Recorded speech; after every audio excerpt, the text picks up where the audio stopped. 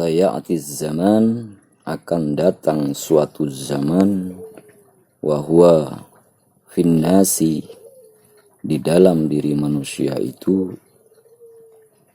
syu'adhanu minallah, buruk sangka kepada Allah Subhanahu wa taala, min ghairi sunnatillah, selain dari dan melawan sunnatullah. Salah satunya yaitu kebanyakan manusia itu suudzon kepada Allah Subhanahu wa taala dalam suatu pekerjaannya, dalam suatu usahanya atau ikhtiarnya. Misalnya begini, kalau orang bertani itu, petani biasanya itu melakukan suatu pertanian itu ketika tanamannya itu mendapat panenan yang sedikit, maka dia bilang itu takdir dari Allah. Sebenarnya harus dilihat, harus husnudzon kepada Allah SWT. Oh, kemungkinan ikhtiar saya kurang maksimal, atau kurang pupuknya, atau kurang perawatannya.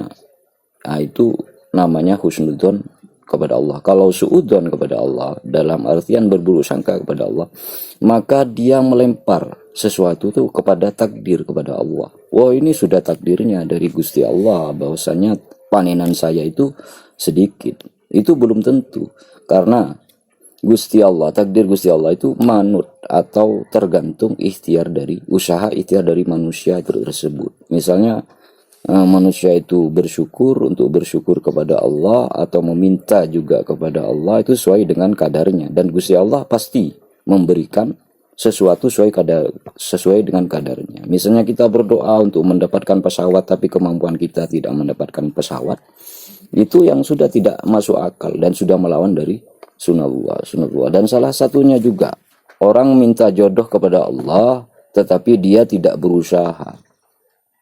Jadi jodohnya hanya dia jodoh itu sudah takdir Gusti Allah, sehingga dia tidak berusaha untuk mendekati wanita tersebut dan hanya di rumah saja, maka dia tidak mendapatkan jodoh itu sendiri.